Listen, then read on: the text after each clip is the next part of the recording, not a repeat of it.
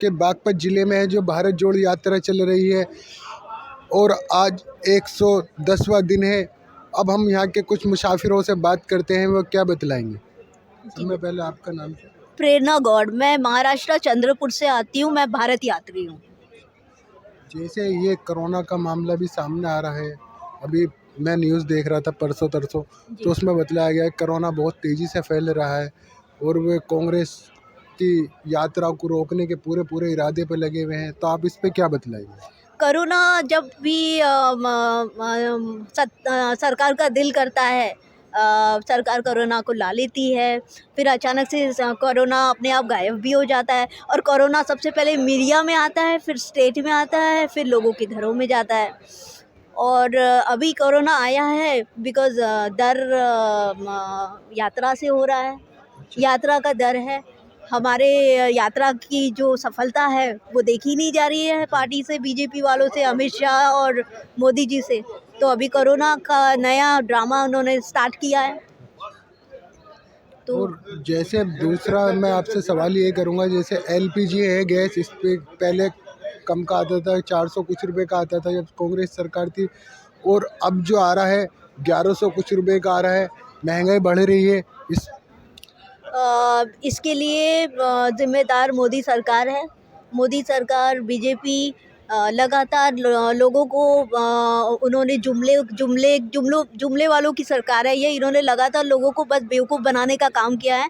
इन्होंने महंगाई का मुद्दा उठाकर ही ये आए थे, लेकिन महंगाई अच्छे दिन लाने के बजाय ये बुरे दिन इन्होंने सरकार में सत्ता में आने के बाद से इन्होंने शुरू कर दिए हैं। और ये अच्छे दिन केवल और केवल अदानी और अंबानी के हैं।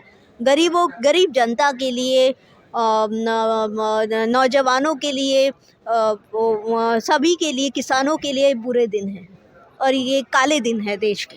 अच्छा, तीसरा सवाल ये है, जैसे आज यहाँ पे यात्रा आएगी और यहाँ से फिर वो कहाँ तक चलेगी। अभी यात्रा हमारी इस वक्त उत्तर प्रदेश में है। उत्तर प्रदेश से हमारी यात्रा हरियाणा जाएगी।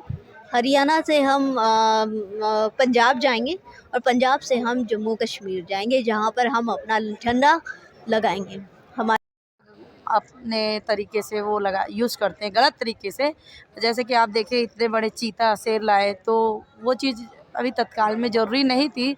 ज़रूरी ये थी कि भारत देश में गरीबी है, महंगाई है और महिलाओं की जो शोषित महिला है, उस टाइप के महिलाओं को कुछ देनी थी, तो वो कुछ कर पाते अपना घरेलू यूज़ या जो भी अपने लाइफ में कुछ कर गुजरते। लेकिन वह पैसे को जब से केंद्र में बीजेपी की सरकार है, तब से मिसयूज टाइप का काम कर रहे हैं। की सिंह। अच्छा, कहाँ से हैं आप। मैं महाराष्ट्र से हूँ, नागपुर। नेशनल यात्री हैं आप। जी हाँ, मैं नेशनल यात्री हूँ।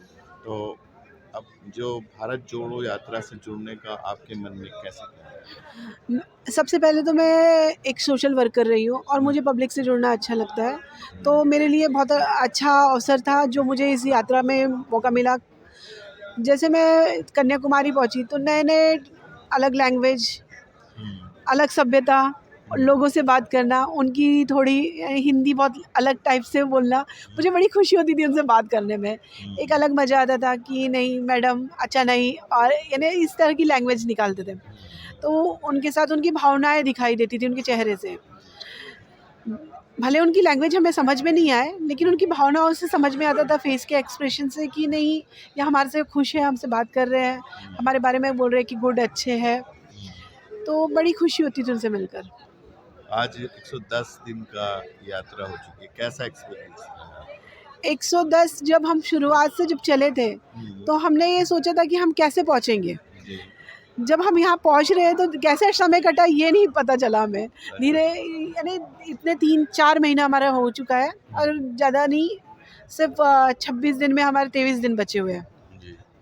तो ऐसा लग रहा है कि अब यात्रा क्यों ख़त्म होने वाली है, हमारे को दुख हो रहा है।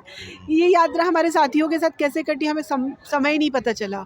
और जैसे कन्याकुमारी से लेके यहाँ तक पहुँचे, लोगों से मिलते चले, लोगों का हमारे को प्यार मिला, इतने लोगों को जानने का मौका मिला, ये एक अलग ही एक्सपीरियंस रहा और उनके साथ हमें अच्छा लगने लगा। और आज हमें ऐसा लगता है पूरा परिवार है हमारा। अभी 9 दिन हमारे साथी लोग सब अपने घर गए थे, तो उस वक्त एक फ़ील हो रहा था कि यार कुछ तो भी खो गया है। हम्म, और जब हम मिले एकदम से 3 तारीख को, जो 2 तारीख को हम सब कैंप में पहुँचे, तो ऐसा लग रहा था कोई त्योहार आ गया, हमारे पूरे परिवार मिल गया, हम खुश हैं। ये इंटरनेशनल मार्केट में देखा जाए तो काफ़ी लो है पहले से भी, और यहाँ पर देखा जाए तो बहुत 100 के करीब पहुँच चुका है। पहले जब हमारी गवर्नमेंट थी सेंटर में, तो तब जो है मतलब कच्चे तेल के दाम बहुत ज़्यादा थे। तब भी हमारी गवर्नमेंट ने जो उसके ऊपर सब्सिडी दी है, तो उसको मतलब लो रेट में ही भारत के अंदर दिया हुआ है। आज के समय में देखा जाए तो कच्चे तेल के दाम जो है मतलब आतंकवाद या किसी और चीज़ों की वजह से थोड़ा कम हुए हैं। तो हमारे जो है प्रधानमंत्री जी और जो है बीजेपी गवर्नमेंट जो है, इसको जो है मतलब मतलब ऊँचे रेट पे हमारे को जो मतलब 100-120 मतलब 100 रुपये से ऊपर दे रही है, और जो डीजल के दाम है उसको भी ऊपर दे रही है। ये जो है सेंटर में गवर्नमेंट है, ये सीधे छोटे जो घर में रह रहे हैं उनके ऊपर सीधा अटैक कर रही है, उनको मतलब कुचला जा रहा है। उसी तरह से मतलब ये जो हिटलर साई की से 14 के बाद में और जैसे दूसरी बार जैसे बने, ये हिटलर साई से अपना काम जो है चला रहे हैं। राहुल गांधी की टी शर्ट को लेकर सवाल उठ रहा है, कह रहे हैं कि विदेशी टी शर्ट पहने हुए हैं। तो आप क्या कहना चाहेंगे? देखिए, उनका काम तो हर चीज़ का वो हंसी मजाक उड़ाना।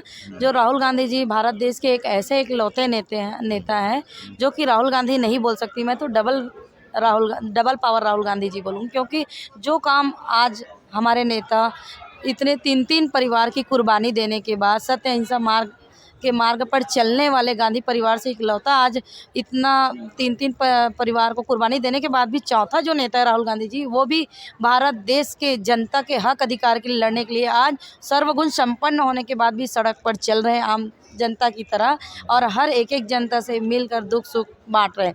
और रही बात आप बोले टी शर्ट की बात, तो देखो मैं तो ये कहती हूँ, आप कितने का टी शर्ट पहन रहे हो या मैं कितने का टी शर्ट पहन रही हूँ, वो अपने ऊपर डिपेंड करता है। अच्छे इंसान की पहचान उसके कपड़े से नहीं होती, मैं तो यही मानूँ। अच्छे इंसान की पहचान उसके कर्म से होती है और संस्कार से होती है। तो देखो, एक चाय बेचने वाला जो चाय बेचा है, ना पढ़ा लिखा है ना कुछ नहीं। राहुल गांधी तो इतने पढ़े लिखे टैलेंट है। तो पढ़ने का, शिक्षा का मतलब ही क्या होता है? शिक्षा, जो व्यक्ति शिक्षित है उनको एक अलग नज़रिए से देखा जाता है, और जो व्यक्ति एक शिक्षित नहीं है, दोनों में तो शिक्षित और अशिक्षित में अंतर तो होती है ना।